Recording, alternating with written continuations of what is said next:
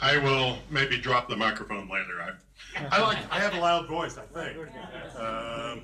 And this is like a little intrusive, but we'll see how it works. It's my pleasure to be here. I'm almost completing my third week in Nepal, the first time here. Visited a lot of the country, have seen some beautiful, beautiful places. Have been to a number of universities, have had a chance to learn more about the educational system, more and more about the culture, and of course it's a continually learning process for me. But I'm very pleased to have had the opportunity to come here as well as present in this distinguished conference. A little bit of background, a little bit more on the bio side. I was the chair for 2 years of the Academy of Management Entrepreneurship Division. It's the largest organization, professional organization in the world, and as well as the highest ranking, has about 20,000 members, of which 4,000 are entrepreneurship professors. During my time there, we made a very significant transformation in our membership. That is, we reached out internationally to bring more and more faculty overseas into the academy. And up to that time, it was pretty much an American-Canadian type of organization. Today, I would probably say the academy within the entrepreneurship is about half international and half Canadian and American. And it's made it such a richer experience. And I think a much greater forum for the exchange of ideas as well as around the issues of research. So let me tell you a little bit about my journey as to how I got into entrepreneurship, because entrepreneurship isn't just an academic pursuit or an interest, it really is a passion of mine. My training or my doctoral work was in 2 degrees, sociology and management. Sociology was very informative. And one of the things I learned from sociology is that the work that people do, job or otherwise, every day, or lack of work every day, is very significant on how they approach life. Whether they're happy in life, whether they're unhappy. How they treat their family, how they don't treat their family. How they treat colleagues. What type of optimism they have. People without work tend to have many other issues that society then has to respond to. The second thing I learned is that it's not just work, but it's how much control you have of your work. People tend not to want to go to work and being told what to do, as if they are an infantile. The more people have the liberty and the freedom to give their own guidance in the workplace, the happier they are and the more productive they are. The third thing I bring to you, entrepreneurship is the economic engine of any system. Entrepreneurship is the economic engine. Look around you. There is not one item in this room that was not brought to the market by an entrepreneur. May have changed a little bit by a corporation, but everything starts from an entrepreneur. Entrepreneurs are the engines of innovation, ideas, jobs, quality of life, and everything else.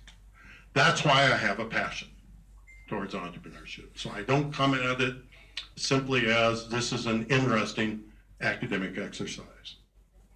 So let me ask a question. What age were you when you had your first entrepreneurship course? Go ahead, let me know. I'm curious. What age? How old were you when you had your first entrepreneurship course? Oh, he's still thinking. You want that? I was 18 years old. 18 years old, you had an entrepreneurship course. What school did you go to? No, it was the PCL, Proficiency Certificate level in Tribhuvan University. That's pretty good. Write that down. You had one. Continuous. It should be continuous. It may be of 15 days up to 15 years. I'm very excited to hear. Usually I get no response at all. My first entrepreneurship course was when I was 37 years old. I taught it.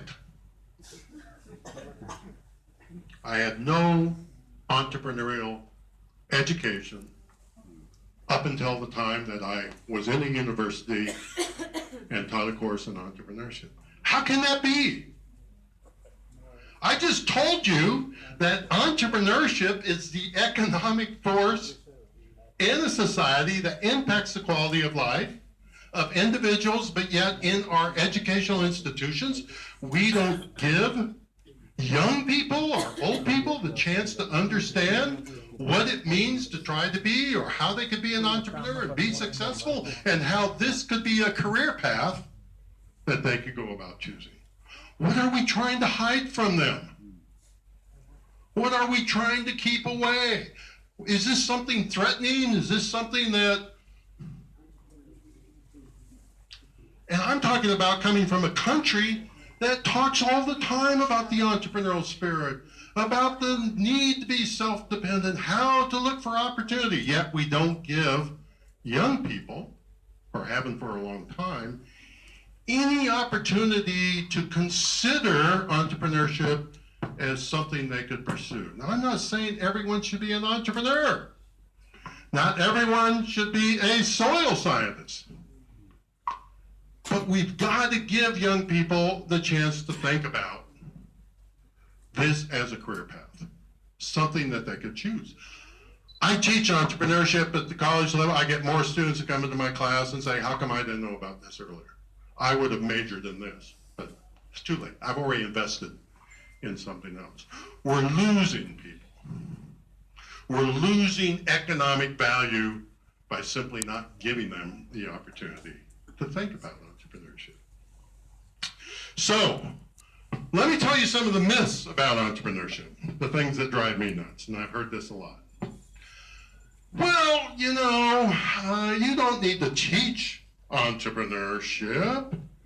Entrepreneurs are born, not made. Anyone hear that? Entrepreneurs are born, not made. My response is, I hear this from very good entrepreneurs as well. My response is this: well, this is fascinating.